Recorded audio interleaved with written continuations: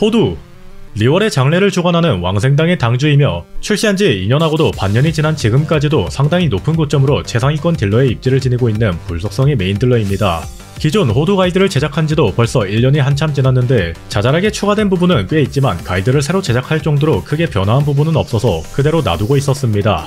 다만 3.4를 지나서 4.1에 다시 한번 복각이 확정된 지금 최신 버전으로 업데이트를 해달라는 요청이 꽤 있더군요. 26만의 조회수는 좀 아깝긴 하지만 높은 조회수가 보장되는 호두니까 뭐 괜찮지 않을까 싶습니다. 지금부터 호두의 예도를 마구마구 올려드리도록 하겠습니다. 스킬 설명입니다. 일반 공격, 왕생 비법 창술, 그냥 평타입니다. 나비의 서 30%의 HP를 소모하여 피한 전무 상태가 됩니다. 피한 전무 HP 최대치에 기반하여 공격력이 증가하고 평타가 대체될 수 없는 불원소 피해로 전환되며 강공격이 적에게 혈매향 효과를 부여합니다. 혈매향 이 효과가 부여된 적은 4초마다 불원소 피해를 받습니다. 무엇보다도 나비의 서로 피한 전무 상태에 들어가게 되면 호두의 주력 딜링을 담당하는 강공격의 선딜레이가 사라집니다. 평안의 서 타오르는 유령을 휘둘러 불원소 피해를 가합니다. 명중시 호두의 HP 최대치에 기반하여 자신의 HP를 회복하는 효과를 가지고 있습니다. 호두의 HP가 50% 이하라면 딜량과 힐량이 높아집니다. 단타기인데도 불구하고 개수가 다소 낮은 편에 속합니다. 유명한 단타 궁극기인 종려의 천성과 비교하면 거의 반토막에 가까운데 아무래도 호두의 주력기는 피한 전무 상태에서의 강공격이라는 점과 이러니 저러니 해도 각종 패시브랑 버프 효과를 받은 상태에서 증폭 반응으로 딜 주작을 치기 쉬운 불온소라는 점에서 이러한 개수로 설계된 게 아닐까 추측됩니다. 특성, 모습을 감춘 나비를 개방하면 피한 전무 상태가 끝난 후 8초 동안 자신을 제외한 파티 캐릭터의 치명타 확률이 12% 증가합니다. 언뜻 보면 호두와 함께 사용이 되는 행추 야란의 궁극기에 크나큰 도움을 줄 수 있는 효과처럼 보이겠습니다만 피한 전무가 끝난, 그러니까 호두의 딜링이 끝난 순간부터 8초 파티원이 빌드업을 끝낼 쯤이면 사라지는 효과라고 할 수 있으니 이 효과를 받을 수 있는 건 행추 야란의 궁극기가 아니라 행추 야란의 스킬뿐입니다. 차라리 치명타 피해였으면 상당히 용이했을지도 모르겠습니다만 8초라는 애매한 시간 동안 제공되는 치약은 나쁘진 않지만 그래도 초라한 느낌이 없잖아 있습니다. 특성, PP 분장을 개방하면 호두의 HP가 50% 이하일 때 33%의 불원소 피해 보너스를 획득합니다. 호두가 반피 이하의 체력을 유지하고자 하는 이유이며 보통 호두의 조합에서 힐러를 채용하지 않고 중녀에게 의존하는 이유이기도 합니다. 따로 어려운 조건이 있는 것도 아니고 70% 이하의 체력에서 스킬을 한번 발동하는 것만으로 33%의 불원소 피해 보너스를 제공한다는 것은 출시하고 시간이 꽤 지난 지금 시점에서도 고평가받는 요소입니다. 돌파 특성입니다. 돌파 재료는 불타오르는 만호, 설익은 옥, 예상꽃, 구라구라 원소꽃꿀입니다. 특성 순서는 평, 이, Q 순서로 찍는 것이 보편적입니다. 이게 8레벨까지의 효율, 9레벨의 효율, 10레벨의 효율 다 다른 걸로 알고 있는데 딱히 드라마틱한 차이가 있지는 않으니까 그냥 평, 이, Q 순으로 올리시면 됩니다. 특성 재료는 근면의 철학, 구라구라 원소꽃꿀, 마왕의 칼날, 조각입니다. 무기입니다. 호마의 지팡이 전용 무기이자 종결 무기로 준수한 치명타 피해, 체퍼 증가, 체력에 비례한 공격력 보너스 등 모든 옵션이 호두에게 날개를 달아준다고 해도 과언이 아니며 특히 HP 50% 미만일 때 공격력이 추가로 제공된다는 건 호두의 패시브와 동일한 조건이기에 폭발적인 시너지 효과를 얻을 수 있습니다. 적색 사막의 지팡이 원마에 비례하여 공격력 보너스를 제공하는 무기로 본래 호두는 치명타 옵션과 체력을 챙기면서 부수적으로 원마까지 챙기는 캐릭터이긴 합니다만 적사지를 활용하려면 단순히 원마를 조금 챙기는 정도가 아니라 도금 성유물과 원마 시계를 채용하고 원마를 500까지 올려야 제대로 된 효율이 나옵니다. 그리하여 혈매향으로 스택을 쌓고 딜링을 할 경우 상당히 나쁘지 않은 딜량을 뽑을 수 있습니다. 세팅부터 운용까지 다분히 까다로운 점은 어쩔 수 없군요. 화박연도 나쁘지는 않은데 호두한테 있어서 효율이 낮은 공퍼를 제공한다는 점과 그마저도 스택제인 점, 그리고 상시 무기라고는 해도 적사지와 비교해서 반토막이 난 치확 옵션까지 여러모로 아쉬운 점이 많습니다. 차라리 이제부터 소개할 사성 무기를 고재련 상태로 만드는 걸 권장합니다. 적사지도 그렇지만 사성 중에서도 큰 변환점이 하나 있더군요. 본래 사성 종결 무기는 용화살 창이었던 걸로 기억하는데 이번에 새로 나온 기획무기 현만의 노래로 바뀌었습니다. 기획무기 특유의 치명타 확률 옵션과 조건부 파티 구성으로 원마를 제공합니다. 심플하기 그지없는 효과인데 풀제 기준으로 원마 240을 제공. 호두는 다른 불원소 캐릭과 조합할 일이 거의 없다는 걸 생각하면 그냥 아무런 조건 없이 치약과 원마를 제공한다고 봐야겠죠. 용화살 창 증발 데미지를 높여주는 원소 마스터리 옵션에 물, 불원소가 부착된 적에게 피해 증가를 제공하는 무기입니다. 호두는 보통 행추와 같이 사용하고 거기에 야란까지 같이 사용하는 경우도 많기 때문에 거의 상시로 물 부착이 되어 있다고 봐도 무방합니다. 풀제 기준으로 제공되는 36%의 피해 증가, 사성 무기인 걸 감안하면 상당한 수준이죠. 천암장창과 결투의 창도 괜찮은 무기입니다만 역시나 호두에게 효율이 좋지 않은 공포 위주의 무기인 점, 그리고 천암장창은 파티 조합이 한정된다는 점까지 있어서 적극적인 추천은 어렵습니다. 보통은 적당히 쓰다가 갈아타는 용도로 사용됩니다.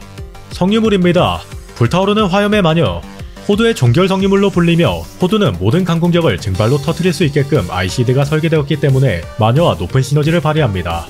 추억의 시메나와 마녀에 비교하면 여러모로 아쉬운 선택이긴 합니다. 호두에게 효율이 좋지 못한 공포 옵션도 그렇지만 아무래도 마녀 성유물이 호두와 너무 잘 맞는 게 크죠. 거기에 원소 게이지를 깎아먹어서 궁극기 회전율에도 악영향을 주는 점이 다분히 거슬리기도 합니다. 이런데도 강공격 하나만큼은 매우 강력하기 그지없으니 마녀 다음으로 추천되는 성유물로 자리잡은 거겠죠. 전연의 기치를 파밍할 때 부수적으로 나온 심해가 있다면 호두한테 줄 수 있다 정도로 이해하시면 되겠습니다. 도금된 꿈. 마녀는커녕 시메나와보다도 딜링이 떨어지는 친구이지만 아까 말했던 것처럼 적사지를 사용하는 호두일 땐 꽤 괜찮은 선택이 될 수 있습니다. 또 시메나와랑 전연이 그랬던 것처럼 도금과 같이 숲의 기억을 파밍할 수 있다는 게 장점이죠. 체퍼 시계, 브럼피 성배, 치아왕관이 보편적입니다. 부옵션은 치명타, 체퍼, 원마를 위주로 챙겨주시면 되고 다다익선이긴 하지만 200 정도의 원마를 챙기는 게 권장됩니다. 그래서 원마 시계를 채용할 수도 있는데 물공명 개편으로 체퍼 부옵션의 가치가 살짝 떨어지기도 했고 애초부터 동일 스펙 기준으로 원마 시계가 더 강하긴 했습니다. 그럼에도 채시계를 먼저 추천드리는 이유는 다름이 아니라 옵션이 잘 붙은 원마 시계가 더럽게 안 나오기 때문에 웬만해서는 채시계를 끼우는 게 정신건강에 좋거든요. 호마의 지팡이를 기준으로 치확 70에 치피 200, 원마 200 정도가 권장 스펙입니다. 원소 충전 효율은 따로 챙기지 않아도 괜찮습니다. 별자리 돌파입니다. 1돌, 진홍의 꽃다발.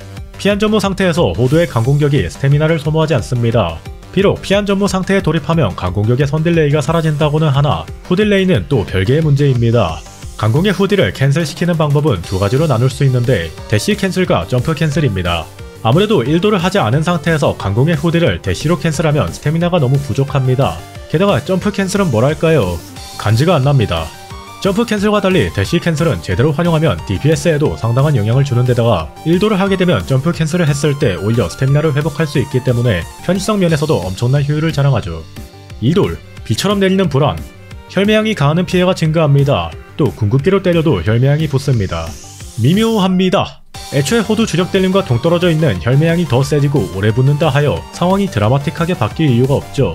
물론 크게 체감이 안 될 뿐 의미가 없는 효과까지는 아닙니다. 4돌, 영원한 안식의 정원. 혈매향이 붙어있는 적을 처치하면 15초 동안 다른 파티 캐릭터의 치확이 12% 상승합니다. 패시브의 애매한 조건, 애매한 시간과 달리 이쪽은 조금 더 실전적이고 강력한 효과입니다. 보스전에서는 아예 의미가 없다고 봐도 무방하지만 잡몹전에서 상당히 유용하게 활용할 수 있겠죠. 다만 메인 딜러인 호두의 별자리임에도 호두의 딜링에는 변화가 없다는 점이 다분히 아쉽습니다. 6돌, 나비 잔향. 호두의 HP가 25% 이하로 떨어지거나 전투 불능이 될 정도의 피해를 입으면 15초 동안 원소와 물리 내성이 200% 증가하고 치명타 확률이 100% 증가하며 경직 저항력이 폭발적으로 상승합니다. 아예 호두의 세팅 자체를 갈아엎어야 하는 효과입니다. 치명타가 무조건 터진다는 얘기는 치확을 제외하고 다른 스탯에만 집중해도 된다는 이야기이며 이는 정말 문자 그대로 폭발적인 딜량을 내는데 일조합니다. 다만 그렇게 하면 효과가 꺼진 후에 50초가량의 쿨타임 동안 치명타가 터지지 않는 최악의 현자 타임을 맞이하니 6돌임에도 불구하고 이벤트성 예능용에 가깝습니다. 추천 파트입니다. 기존 가이드에서는 호행종화를 종결조합으로 꼽았었는데 그 영상이 업로드되고 하루 뒤에 양상이 달라졌죠. 야란은 행추보다 얼마나 더 좋을 것인가가 주된 논쟁거리였고 당연히 행추 대신 야란을 쓰는 모양새가 될 줄 알았습니다만 막상 출시하니까 같이 사용하더군요. 월탱이가 없어가지고. 지속적인 물부착과 서브 딜링을 제공하는 행추, 야란, 내성 감소와 안정성을 제공하는 종려, 거기에 행추와 야란은 물공명을 일으켜서 호두와 야란, 종려의 체력을 높여주기 때문에 캐릭터 간의 시너지도 상당한 편입니다. 종려가 없다면 레일라와 키라라, 야란이 없다면 알베도나 모나 정도를 채용할 수 있겠습니다. 호두와 카자를 같이 쓰고 싶은 경우에는 이런 식으로 구성할 수 있습니다. 호두는 본격적으로 딜링을 하기 전에 불부착을 할 방도가 없으니 토마가 보호막을 제공하는 겸 그쪽 역할도 담당하는 거죠. 다만 이 경우엔 불부착이 과도하니 호두의 원활한 증발을 위해서는 카자아가 불확산 이후 궁극기로 물원소 전환을 일으키는 것이 매우 바람직한 방향성이라고 할 수 있습니다. 만약 토마가 없다면 4돌 연비로 보호막을 사용하거나 베넷을 넣을 수 있겠습니다. 다들 오해하시는 점이 있는데 호두는 공격력 %의 효율이 낮은 거지 공격력을 사용하지 않는 게 아닙니다. 공격력 보너스를 제공하는 베넷과 충분히 시너지가 좋아요. 하지만 아시다시피 호마의 지팡이와 패시브가 가진 효과가 베넷이 제공하는 힐과 역시너지가 발생하니 적극적으로 같이 사용하지 않을 뿐이죠. 그걸 감안해도 호두와 베넷은 강력한 포텐셜을 보여줄 수 있는 조합이니 절대로 같이 못쓴다 이런 느낌은 아니라는 걸 알려드립니다. 지금까지 호두의 모든 것이었습니다. 부족하거나 잘못된 정보가 있다면 댓글 피드백 부탁드립니다.